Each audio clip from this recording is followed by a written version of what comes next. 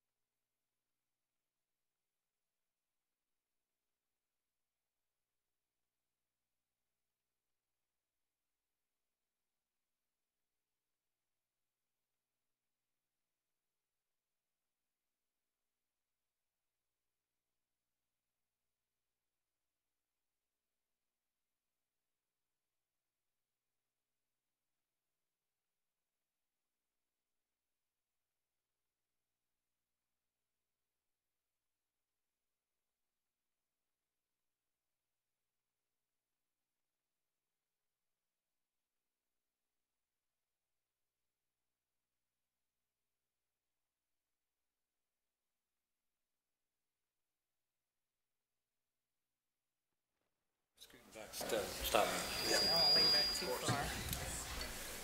Turn these off.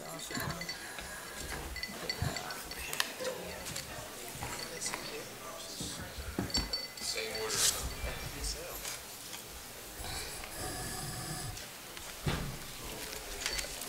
Our usual spots. Yes. It's annoying, right in my face.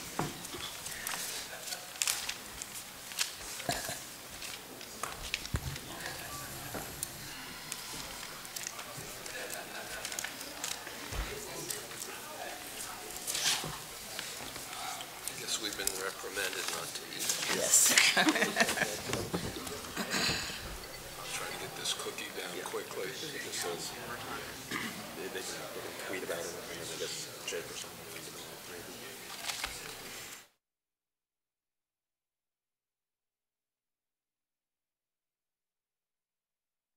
He's not paying attention. We're ready to start. I'm not saying anything on this one. I want to thank each of you for coming tonight to the open forum, the listening tour for the presidential search. My name is Benita Black, and I chair the listening tour committee of the Board of Trustees and also the governance committee of the Board of Trustees. And I'm happy to have you out tonight to talk to you about priorities and attributes that you want to see in the next president of the University of Louisville. What I'd like to do is have the rest of the people up here introduce themselves to you, and then I will briefly paraphrase the questions that I want to drive our conversation tonight, and then I'll just turn it over to you to start speaking so that we can listen. And also feel free to ask questions of the board members that are here or the search consultant. We're happy to try to answer questions for you, but we are primarily here to learn from you and to help create the leadership statement for the next president. My colleague Jim Rogers chairs that subcommittee of the Presidential Search Committee, and so I hand off the results of the listening tour to his group, and then they develop the leadership statement. So again, I'm Benita Black, I chair it. I'm the managing partner of Steptoe & Johnson's Louisville office. I'm a lawyer by trade, and I'm happy to be helping the university find its next president. And we'll just start down at the end and work our way this way. My name is Submit Questions To. No, that's not true. My name is Bill Funk, and I am the consultant to the board and the search committee. And we're delighted to be working with this group and look forward to a very successful search. And I'm Enid Trucios-Haynes, chair of the Faculty Senate and trustee on the board. Before we go forward, I also wanted to ask each of you, if you have a question or a comment or something to offer, please go to one of the microphones, one of the two microphones in the room, because we are live streaming the event and we want the people that are not here physically to be able to hear your good comments and thoughts as well. I'm Jim Rogers. I am a former Chief Operating Officer of Hilliard Lines. I am a U of L graduate, and again, I'll be chairing the Presidential Letter Committee along with a couple of other trustees, but we're also going to include our constituents, our students, our faculty, and our staff is going to be a part of the committee to take your ideas and put them together to reflect what we're looking for in a president. I'm Vishnu Tirumala. I'm a senior political science and philosophy student, and I'm currently student body president and student trustee on the board. Looking forward to hearing everyone's thoughts and comments today. All right, thank you. The questions that I wanted to pose so that we can sort of drive our conversation around the answers to these are, number one, what are the major challenges and opportunities the next president will inherit, both immediately and long term? What attributes should the next president of U of L possess to be successful and best serve the diverse community that works and learns here at U of L? 3, what would you say to a hesitant, reluctant candidate to get him or her to enter the applicant pool? And when you think of U of L, what themes most powerfully express U of L's identity aside from current issues and concerns? And then lastly, I would ask if there's any information you'd like to share, despite the questions that we've posed, that we'd love to hear from you if there's something we didn't ask you that you think will help inform the process for selecting the next president. And with that, I will open up the floor for comments. And as I said, feel free to ask questions. We'll do our best to answer those. If we can't, we'll commit to getting back to you. With that, I open up the floor. Good evening. I'll take that invitation. Thank you. I'm Rebecca Jemian, a faculty member in the School of Music. Thank you for inviting members of the university community to speak to you about what we hope for in our next president of the University of Louisville. This listening tour is a critical part of your search process. You can see that I've prepared a couple of remarks, and I think that they will address your first question about challenges, your second question about attributes we're looking for, and part of your last question about what are the markers of our identity. So I'm going to start by talking about the School of Music. The School of Music is one of the smaller units on campus in terms of student numbers, but we play a vital role in the life of our university, the community of Louisville, the metro area, across the state, nationally, and even internationally. Our ensembles provide the music that brings tears at every year's Kentucky Derby, as the crowd sings My Old Kentucky Home, accompanied by the U of L band. Our choirs win international competitions and thus shine a positive spotlight on this institution. Many of our graduates are creating music professionally around the world, original compositions for the 2008 Beijing Olympics, jazz in Latin America, operas in Philadelphia, organ and choir music for weekly church services across the globe. Our music education graduates teach the next generations in public schools, in our community music program, and in a piano program in Portland. Our music therapists add value and respect to human life at its precarious moments. Other graduates of the School of Music have gone on to careers in diverse fields such as medicine, law, entertainment business, and computer programming. The skills our graduates learned in music school are not just how to carry a tune, but how to work as a team by breathing together to start a phrase and shape a musical line, or by synchronizing their bowings so that dozens of violinists work together as one. Our music graduates learn to translate the ineffable qualities of music into prose that's understandable by those who have never had a music lesson. Lessons learned in music school transfer to other disciplines, and the richness gained by studying music at a deep level enlivens souls and deepens our humanity. Members of the Board of Trustees and Search Committee, I ask that our next president of the University of Louisville have an understanding of the breadth of this university that she or he will lead. We need someone who can lead an institution whose mission statement calls on us to contribute to all sectors of this metropolitan community. Second, we have faced year over year of institutional budget reductions.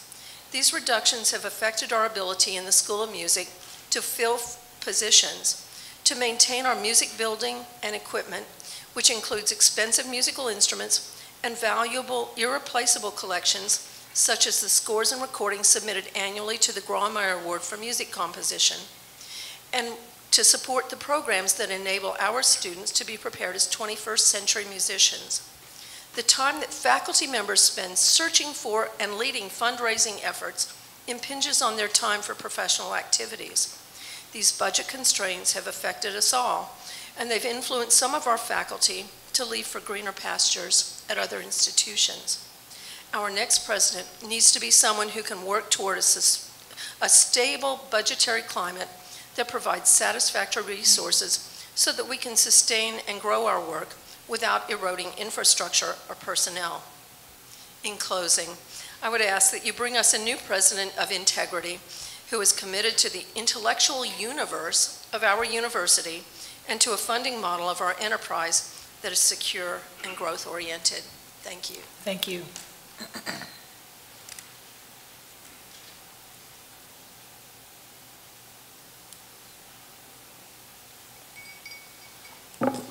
Good evening, and I also thank you for coming. Just so you know, I'm a faculty member in chemistry, and there's a general concern among faculty that I do not share that this is window dressing. So I thank you for coming and listening very sincerely. As faculty in the science departments, I concur that we need to have a president who can speak to all of the communities within the university and the clientele outside the university as well. And I'm not advocating that we need a scientist, but I am advocating that we need someone who has experience at a Carnegie Research One institution, preferably someone who also has direct experience coming through the ranks from junior faculty, having taught both graduates and undergraduates in whatever field the next president earned his or her academic chops in.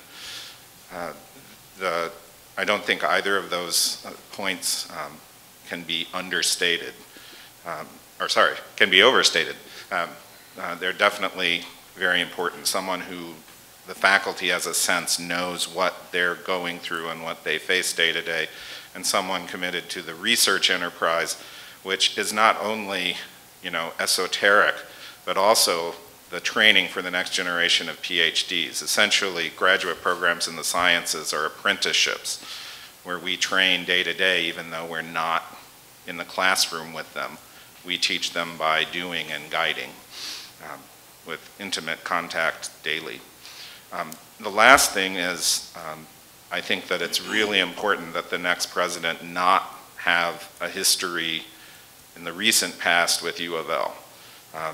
That we really need an outsider of impeccable academic credentials. You asked about challenges, and those are many, but the opportunity is really there to change U of L's status now that we're in the ACC. We don't want to always be the one who are bringing up the rear in terms of the various metrics of student retention. That gets a lot of press, but also just overall quality of output. So that is definitely a huge opportunity for the next president. And if we can bring in someone ready to capitalize on that, who can instill confidence in the faculty that he or she really understands and is open to consulting with them, then I think we'll go a long way. Thank you. Thank you.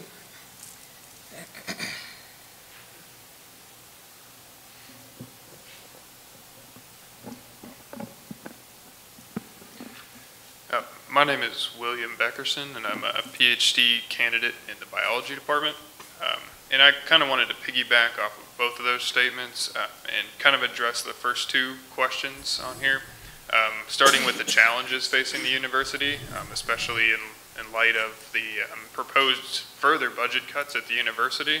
I understand that how we spend our money and how we manage our budget is going to be a primary challenge and goal for the incoming president. And with that being said, I also kind of wanted to comment on how you as a board kind of choose your candidate in that manner. I know that in the past we've had both academic and people more geared towards a corporate standpoint or a financial kind of advisor. And I understand the importance for maintaining the university of being able to budget properly. However, there are easy and less easy ways to do that, and some things that may look good on paper and can save you some money are not conducive for a proper research or education environment. So I wanted to ask a question to the board. How do you guys kind of look for your next president of the university? How much do you weigh in ability to kind of be fiscally savvy versus your academic prowess? And I also just wanted to close with, again, reiterating that the university, although requires budgeting without the academic standpoint, is a moot institution. Without the academia, you don't have the university. So, Thank you. Does he want a reaction? Okay. Well, I think this board agrees we need somebody with some academic strength. We've talked about that, and I can't speak for everyone, but that's the gist of what I've gleaned from various and sundry meetings that we've had.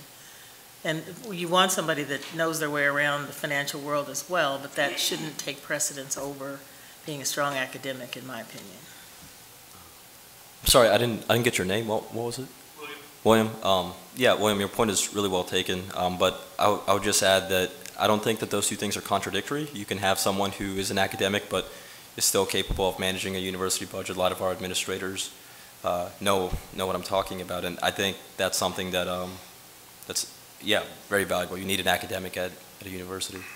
And I would agree, and that's kind of the point, is to stress that although it may seem like in lieu of budget cuts that we really need somebody who's financially savvy, I just wanted to stress exactly what you said, that making sure that they have that academic experience component as well is very important.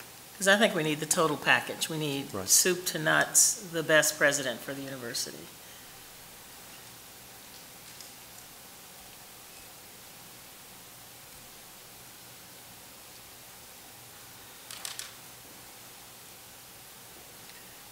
I clearly agree with that too. I don't know if you're waiting for further response, but absolutely prioritize academic experience, but they're not mutually exclusive. We need someone who also has the ability and understanding of a broad research-oriented university that has a medical campus, a health science campus, as well as strong in the arts and sciences and the other work that we do. So.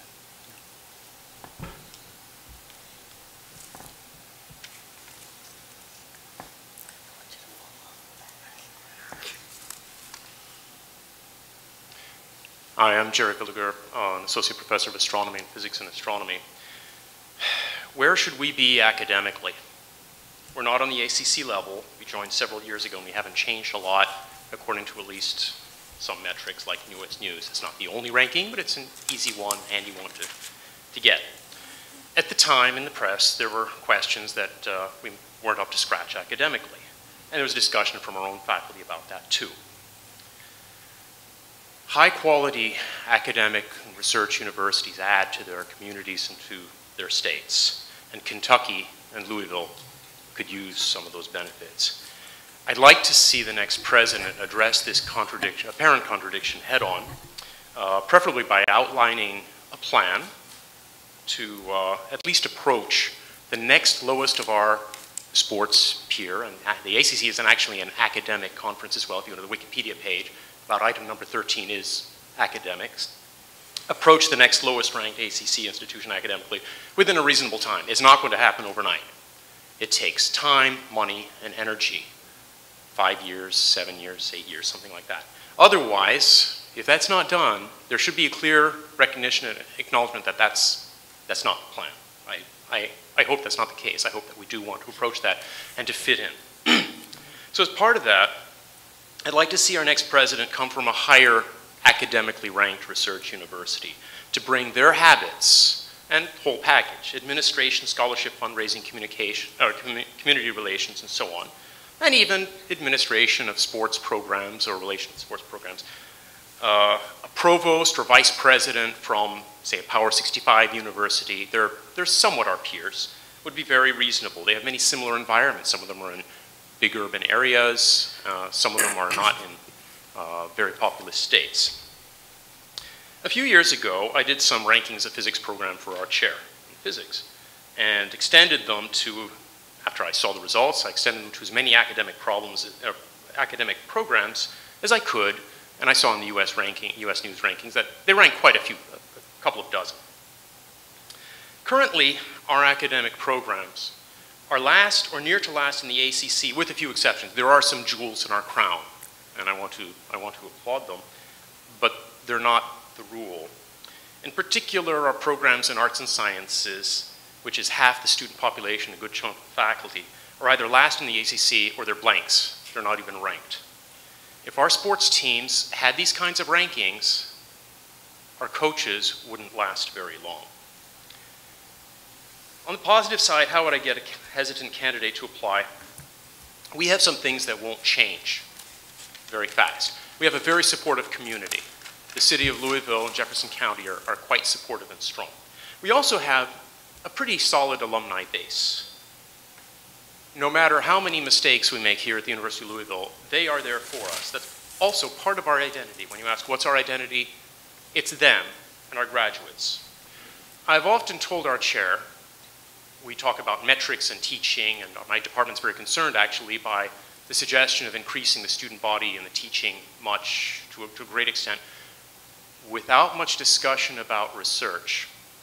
The quality of a program is not evaluated by student responses at the end of the semester. It's not measured by a test at the beginning and a test at the end. I do that? Yes. We get student responses? Yes. The quality of a program is measured by what its graduates do years afterwards.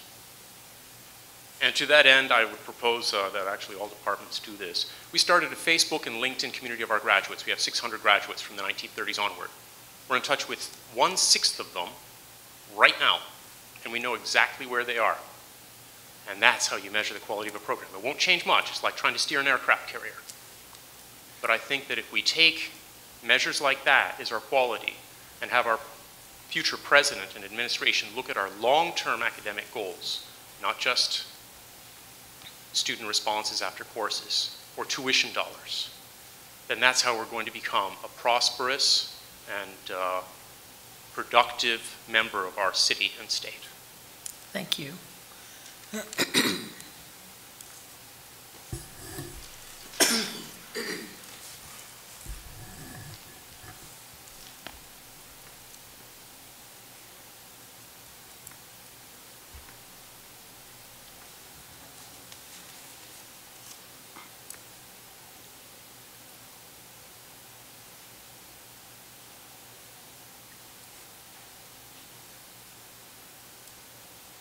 We'd like to hear from everyone in the room, so please step up to the mic. One year I made a special effort to go to universities in the United States which had a special recognition for the undergraduate program. So for instance, I went to Swarthmore College, Haverford College. I went to Oberlin College in Ohio, I think. And so I visited a number of these different universities, and what I wanted to find out is how do they do things different than we do? And one thing I found out is that ordinary teaching was not much different. We teach the same classes they do. But one of the differences I found was the extent to which they valued research, undergraduate research. At Swarthmore College, nobody has a major their first year. And the different departments basically compete for these people. They come out and they talk about the sexy part of physics and chemistry in different areas. And so then at the end of the first year, the students would choose a major, and they become a part of a research project. So when they graduate 4 years later, they've had 3 solid years of working with a research group. And so that was one area that I found was different with some of these very good colleges, that they emphasize undergraduate research. And I would say that that's something that we should think about ourselves. If you have students that only go to classes, they answer questions that are already posed and come up with answers, that's not going to make them a good researcher. To be a good researcher, they have to be able to work with other people, and they have to go after a goal which is bigger than themselves and try to make some progress on it. And so that would be one area that I would like to see some growth at the university, the emphasis that it has on undergraduate research. Thank you.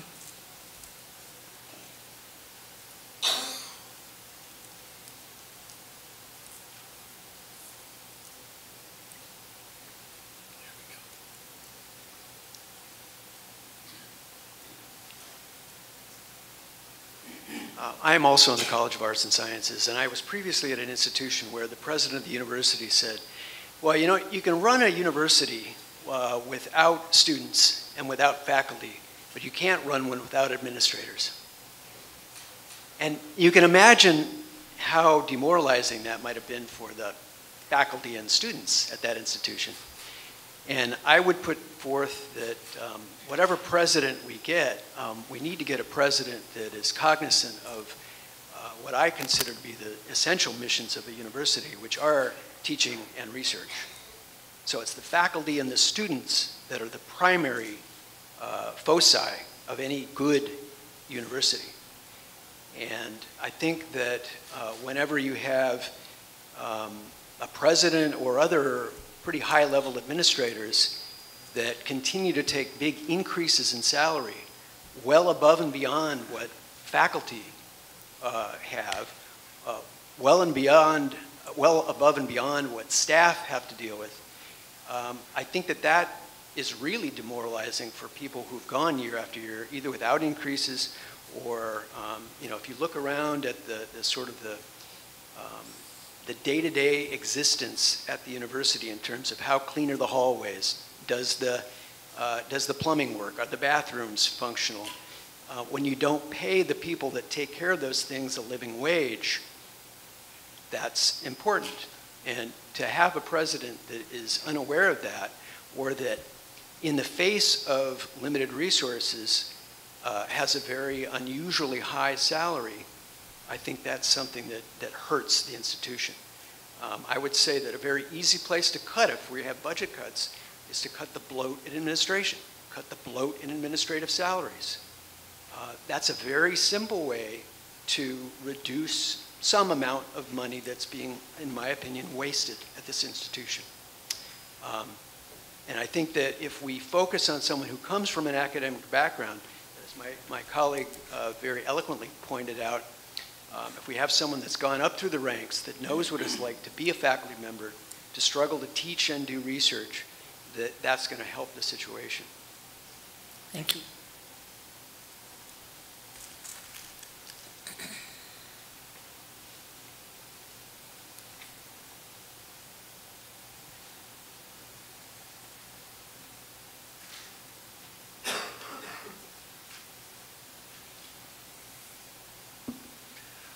My question is for Mr. Funk. And first, I'd like to know how many candidates. Oh, I'm Joseph Lyle with Louisville Cardinal. I'm a student here. Be graduating next semester. But how many candidates have applied for the position? And a follow-up to that would be, how do you justify a closed and confidential search while the Board of Trustees strongly encourages candidates to come to campus to meet constituents? To your first question, there are currently approximately 45 active candidates in the pool. Now, those folks didn't just apply. Many of them were nominated. Others were targeted by our firm as likely next presidents. But that number is essentially around 45. I would expect that number will go up between now and February 15. Relative to your second question, and I would say that probably the committee will have between 50 and 60 active candidates to consider by the deadline, would be my guess. To your second question, our firm does searches. 50% of the searches we do are open at the end, and 50% approximately are closed. We don't make that decision. That's a decision that our clients make. In other words, in this case, the board makes that decision, and then we conduct the search in accordance with what the board lays out. So. And could I redirect that question to Ms. Black? Sure. Well, I'm actually the member of the board that proposed the quasi-open search at the end, so you may want to talk to somebody else. Or Mr. Rogers?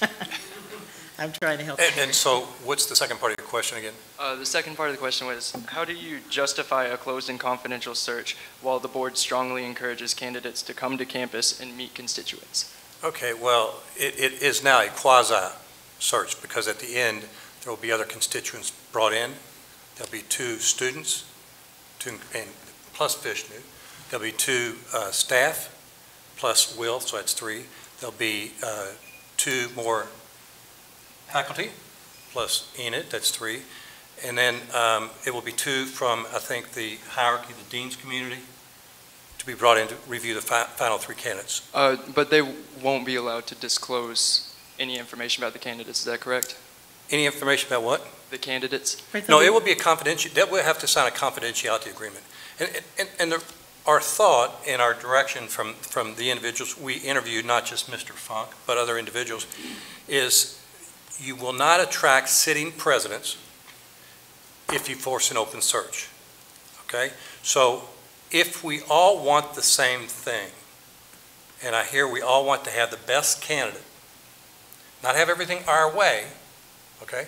Have the best candidate, then we want the field to be as open and as broad as possible.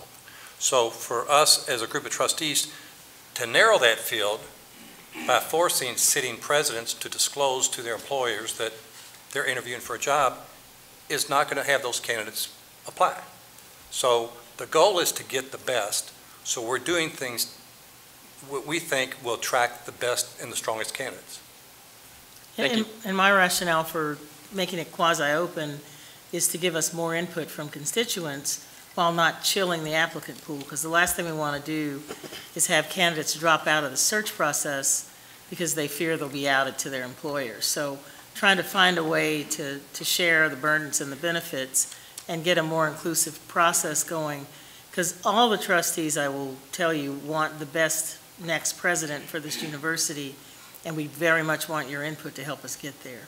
But we don't want to run candidates off because they fear their confidentiality will not be kept. Thank you. Mm-hmm.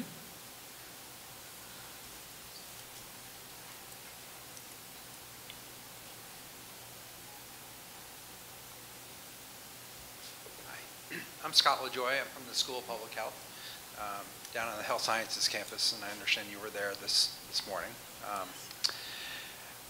I'm interested in seeing the next president have come from a diverse background or represent some of the diversity that our student body reflects, whether that's gender, ethnicity, or race, or nationality.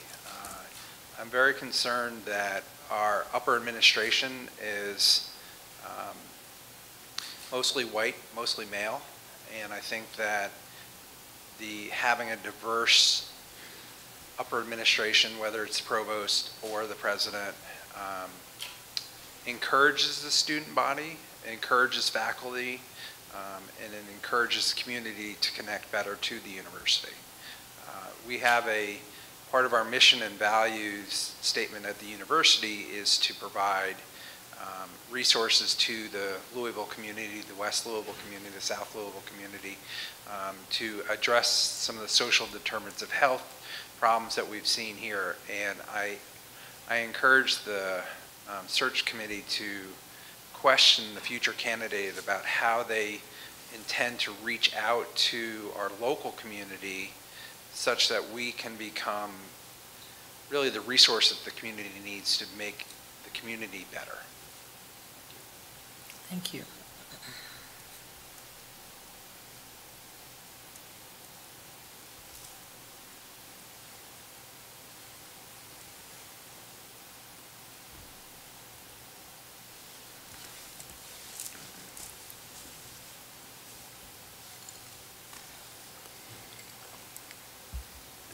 I'll jump in.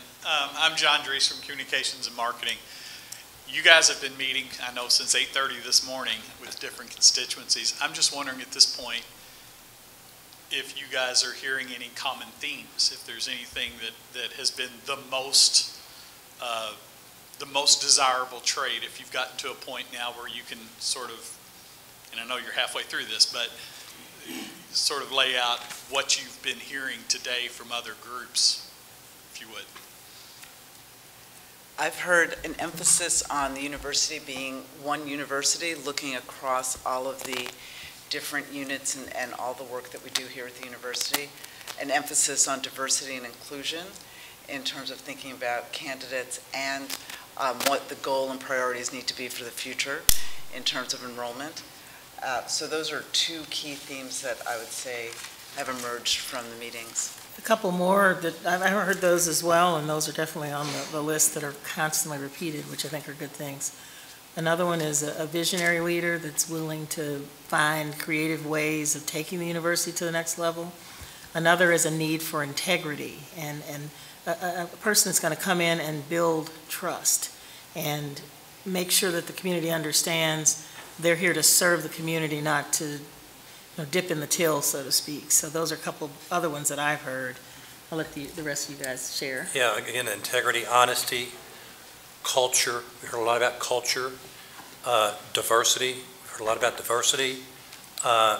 And also, everyone they want the next president to represent all the campuses and not just some of the smaller schools, like the School of Music, wants to make sure that they're recognized and they have input.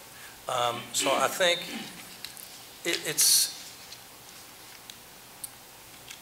everyone, like I said, wants the best candidate we can have. And so I think we're all directionally in the same place, and I think we will get there. I'll second a lot of what they've said. I've also heard about transparency and academic experience, and then also the University of Louisville is a friendly place, so I think the next president I've heard should be collegial, accessible, so heard that as well. And we also heard several times that we need someone who can work with the political system on the state level, or local level, et cetera, to advocate for the university's rightful position in the pecking order of universities in this Commonwealth. That's been repeated by several different groups. Someone that can work with the community, can raise funds,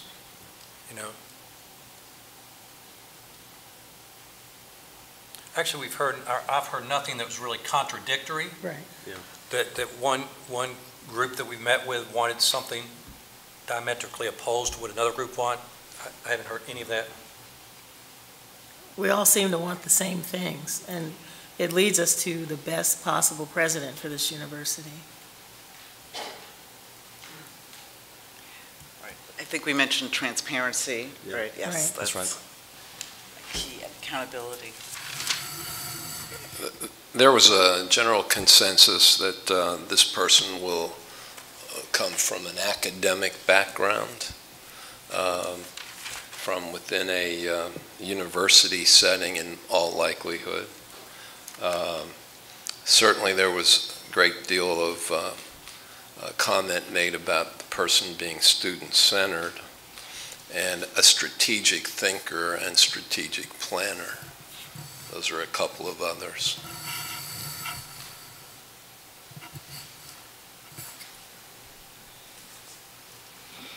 I'm sure this question's already been posed a couple of times, but in various other settings, but what is the clear timeline right now? It feels like the interim tag has been there for a while. The interim tag we see a lot in our university right now and various other spots. So what is kind of the next step, and what is the definitive timeline for having a new president in place? And on top of that, with some of the other interim tags that I've mentioned, obviously the athletic director, the head men's basketball coach, is there any thought to having the president in place before you hire the athletic director full-time and then the men's basketball coach, or is there not necessarily a focus on any particular order in those hirings? Thank you all for having us out here tonight. We have a timeline for the search posted on the university's website that ties to the presidential search, so I'd ask you to look at that. The next step from this process is to, again, feed the good information that we've gotten here, report back to Jim Rogers' committee so they can develop the position description, to have the resume period closed for submitting resumes, and then to have the resumes reviewed, and then the rest of the process is kind of spelled out on the website. But the bottom line is we're very close, I think. We could have a president theoretically, would you say, by May? Sure. If we get the full information from these last couple of days, today and tomorrow, Jim's committee gets on the description.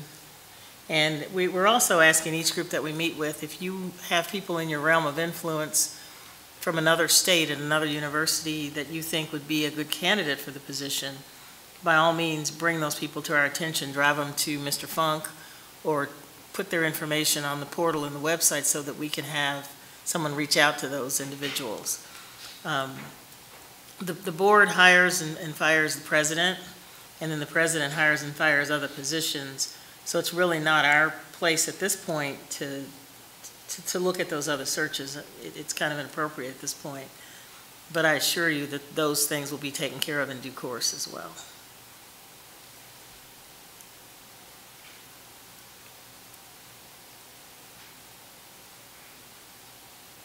I'm going to ask another point. So I have two children who are middle school, one starting high school. So we have 4 years before they have to make college decisions.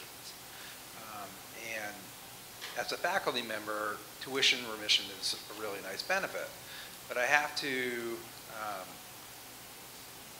balance free tuition with the reputation of the university, the opportunity that U of L presents versus other schools, for instance. So I would encourage people, when you interview, to ask them, would they send their students, would they send their kids to U of L? And look to see if you can get an honest answer. If there's hesitation, then what would they do to raise U of L to high enough to send their kids there? Okay. I'm happy to personally ask that question. There's one other point that I've thought about. I have traveled quite a bit in the world recruiting students for our graduate program. The physics department has 12 TA positions, and students, very good students in other countries, have taken those positions. 3 of the last physics students who won the award for our best graduate students came from Palestine, and I recruited them. There are other very remarkable students we recently got from East India. India has ITT universities, which are a very high level. I had one of the students, he's a Bengali, he's from Calcutta, and he's one of the best students I've ever had. So we have students that come into the undergraduate program, but then we have an active research effort abroad to recruit students into our graduate program. And I don't actually see very much interest by the administration of the university of the recruitment of foreign students. I was traveling down to Latin America this one years, and Indiana University realized that I was traveling, and they gave me all kinds of brochures that they wanted to be distributed in Latin America. Well, you know, I'm from the University of Louisville. I'm not going to go out there and ring the bell for them. But it also happens that sometimes we had a chair once that thought the state of Kentucky should not be paying taxpayers' money to help students from a foreign country. But you have to also think, how good are these students? The chemistry chair at the time, I won't quote him, but he said if he had an applicant from Kentucky, if he had an applicant from China, he checked his TOEFL score. If he had an applicant from Kentucky, he checked his pulse. And he's joking. You know, many of the very good students we had have come from other countries. But the administration is usually just looking somewhere else. I've taken these trips largely on my own. But there are other people, and the only way to have good students from another country is to know the faculty. If a faculty member from a university that I know writes a letter of reference, I look at it very seriously. But if you have a person comes in from a different part of the world, you don't know anything about the university system, you don't know their faculty, you don't know who's writing these letters, then it's very hard to make a judgment. But I would actually like to see our university pay a little bit more attention to our students who are being recruited abroad. There are people out there that are traveling, they're faculty members. We had a faculty member from Russia, Perm in Russia, that brought in a number of very good students. And so we have contacts that just happen incidentally that result in fine graduate students coming to the university. And I think the university should think about it, and this fits very well in with what has been said about diversity. These are people that speak different languages, come from different countries. And some of those students out there are very good. And so that's one way of us improving the quality of our education, is to bring in good teaching assistants from other countries. And I will tell you, that's come up in several of our meetings, so you're not the only one who has has brought that to our attention. Thank you. Hi, my name is Sarah Love. I'm a senior in the College of Arts and Sciences here. I'm also Student Body Executive Vice President. Thank you guys for being here tonight and taking time out of your busy schedules to talk with us. Vishnu and I have had several conversations privately about attributes that we would like to see in our next president. But one thing I kind of wanted to say before I have to leave is I was able to participate in the hiring and interview process for our new COO, Dr. Hahn. And one thing that he emphasized repeatedly was the importance that his previous place of employment put on administrators attending student events. Like several other people have mentioned tonight, there's no administration without students and faculty. I think in order to have this broad appreciation and understanding for the various facets of our university, there has to be more than a knowledge base of these facets. It has to be a practice. So I would just really encourage our next president to go to International Fashion Show, go to Raise Red, go to MPHC Step Show. I think I speak for a lot of other students here when I say that one reason I chose U of L is because of the involvement that students get in the Louisville metropolitan community. So I know this is a rather specific request, but I know everyone here wants transparency and visibility, and I think this face-to-face interaction is really important, and not just on Belknap campuses, but also on HSC and Shelby too. So whether this is part of the contract, I don't know, but I would just really encourage you all to gauge this interest whenever you're interviewing candidates. So. Thank you. Thank you. I just wanted to add, hopefully all of you should have an invite to International Fashion Show in your inbox. I reached out to, not yet, okay. It'll be there shortly, and I'd be glad to facilitate you all attending if you're so inclined. And it's a great show. I've gone many times. It's very good. It's lots of fun. All of you out here.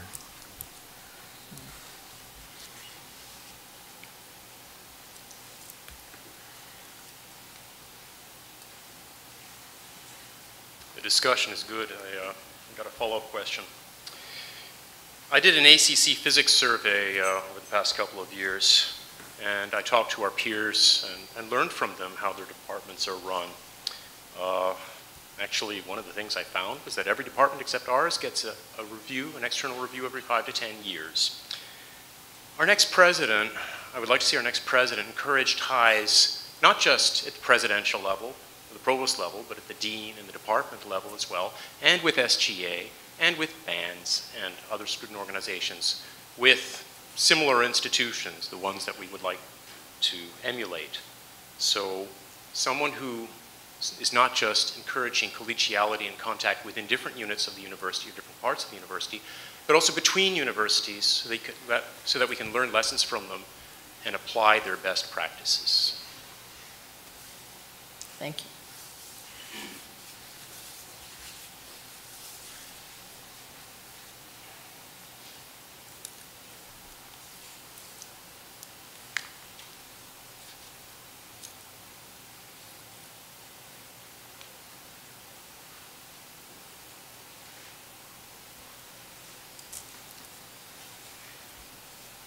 Hi there, my name is Jared Colston. I'm a master's student in the College of Education. So I've heard a couple people talk about how we want engagement with the metropolitan community around us, and I think that's very important. I think that we should, the new president should be very cognizant of that we are a metropolitan university, and so they should maybe have some experience with a similar style of community surrounding us, because well, I've done a little bit of research on our impact on the community, particularly with our the dorm apartments, the residence halls such as Cardinal Town and things like that, that directly affect it. But also the fact that we recruit from the community, and we also try to maintain a Research 1 status, and sometimes those are at odds with one another. Contributing and recruiting from our community doesn't necessarily improve our Research 1 status, but we have both of those desires in our mission. So I think the president should be very cognizant of that duality of the mission, and have experience with a metropolitan climate with in their administrative experience. Thank you.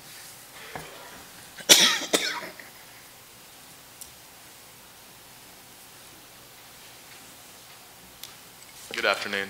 My name is AJ Walters. I'm an accounting student and the current SGA College of Business president. And I was recently watched a movie yesterday actually called The Darkest Hour. So it's about Winston Churchill. I'm sure everyone in here knows who that is, hopefully. So a great thing that Winston Churchill did was his chats. And what's so great about those is not what he really said or really the content behind that. The greatest things about Winston Churchill's chats are that they were transparency. So the big thing that he saw is we're in a war against huge countries that are really, barking at our door. And the big thing is that transparency that we have, that we show the people, this is what the real situation is, this is what's going on, and this is what I'm doing to improve it. And it's a kind of a call to arms. So I think a big thing when you're looking at your next president is someone that isn't going to sit behind a desk and just dictate or sit behind and just wear a suit all day. But you want someone that's going to roll their sleeves up. You want someone that when you interview them, they're going to say, I actually probably would be hesitant to send my student to U of L because I see these things that we can fix. You don't want someone that's blind to their own flaws. So a big thing is having a leader that's transparent, having a leader that's ready to work hard, and someone that's really going to be there for the student body and a true leader. Winston Churchill and other great leaders, FDR, they didn't just sit in the background and just wait for the country. They were the forefront. They were the face, and they were there with the people. When you know what the people want to see changed, that's when you can make the change. So I think the first thing is you want someone that's going to come in and absorb. They don't want to come in and just start dictating this is what needs to be done. They need to absorb our culture, our atmosphere, and then see where they can take their skill set and implement that in our college and across the university. So that's kind of my take on some great insights that I've learned recently. Thank you all. Thank you.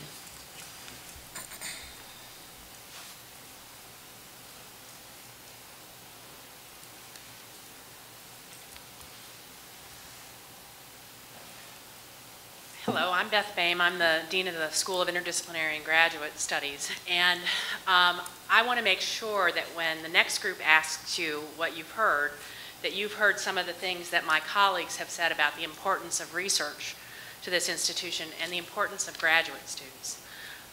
Graduate students make up about 1/4 of our population. They pay 1/4 of the tuition, they pay 1/4 of the fees, and they probably don't get 1/4 of the services or the attention that the undergraduates get. So I want to make sure that we know that our R1 status, which is so important to us, rides on the back of research and graduate education. So make sure that when you repeat what you hear, that you repeat research and graduate students. Thanks. And we have heard that as well. We were each trying to get a couple of points so that we didn't put you to sleep, but we have heard that.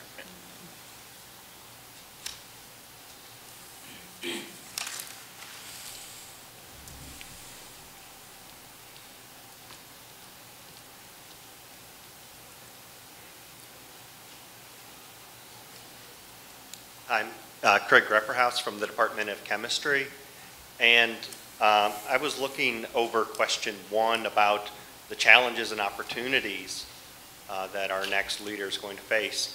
And one of the things that really has struck me is throughout this session we've heard a lot about getting a new president who leads over the entire university and takes research, education, all the different colleges and units together and takes their needs and concerns into consideration. And this, I think, is actually one of the biggest challenges they're going to face is a high level of expectations from everyone of how they want to see their unit represented, coupled with a limited budget. And so this person who comes in is going to have to make some decisions that aren't going to be popular with everyone. They're going to have to set the priorities and lead the university. And so bringing in someone who has the ability to make those decisions and then communicate those decisions in such a way that it's as palatable as possible. Someone who can hopefully get units to work together towards common goals so that every unit is not competing against each other for their share of the pie, but rather someone who can lead the university where the units are all working together for the greater good of U of L. Thank you.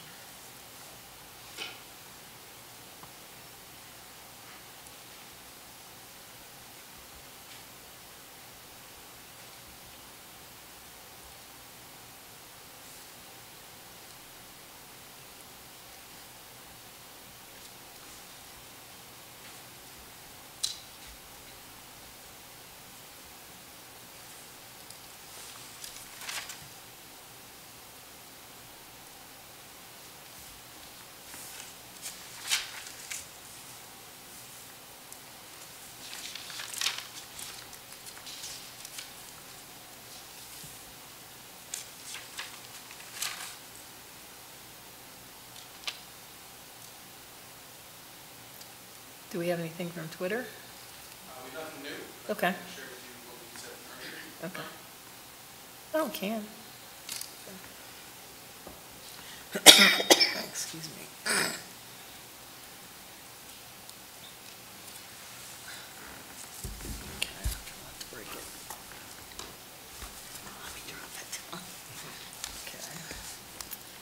Okay, some of the questions or comments that came in from a Twitter feed earlier, I'll just read them to you like I read to the last large group. Our new president should articulate the principle that balancing the state budget by deep cuts to higher ed is counter to the long-term economic and human interest of Kentucky and should be committed to working productively with Frankfurt to that end. Next, does the candidate feel a succession plan to either groom other talented faculty into those positions or to search beyond and find new qualified leadership is important and necessary? What would the candidate do to identify qualified people within or outside the organization in advance of the need to replace someone? This impacts the direction and quality of the entire university. Thank you very much for sending. I am not quite sure of the appropriate wording, but I do think that having a question that allows candidates to give their stance on where they see staff support and development.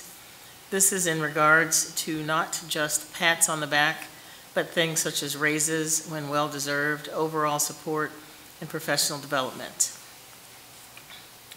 They plan to move the university forward so that staff can get the much-needed and deserved pay raises that we have not had for more times than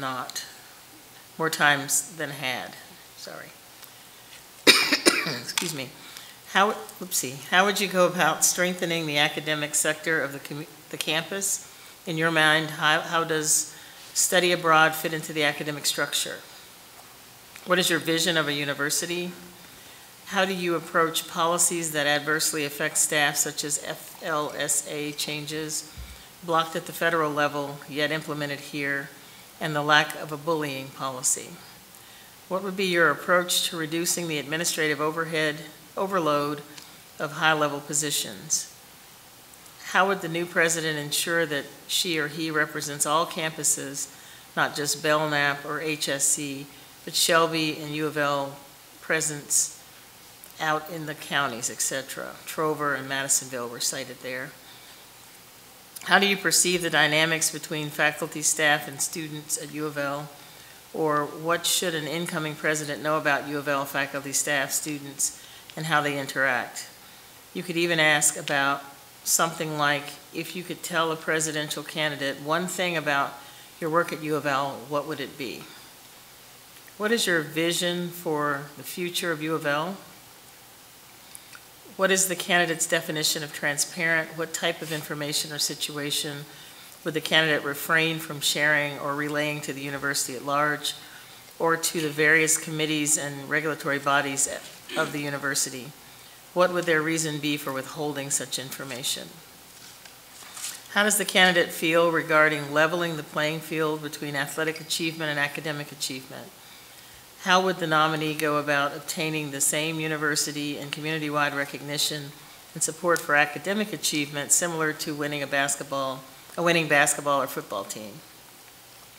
This would include acknowledgement and recognition as well as financial rewards for the student, professor, faculty, staff, or academic department that attained the academic achievement.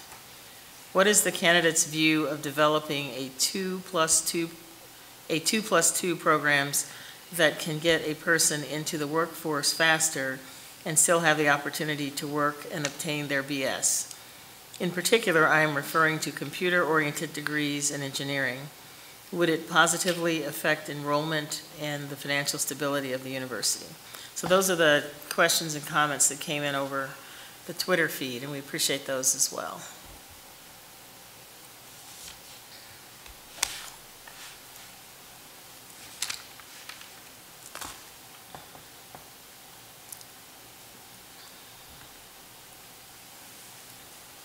If there are no further comments tonight, I would again encourage you to reach out to us, to go to the portal, submit your questions, your comments, your candidates, your concerns, And again, continue to work with us to identify the next best president and to hire the next best president for this university. If there are no further questions or comments, I think it's time to conclude the session. And thank you so much for being here tonight.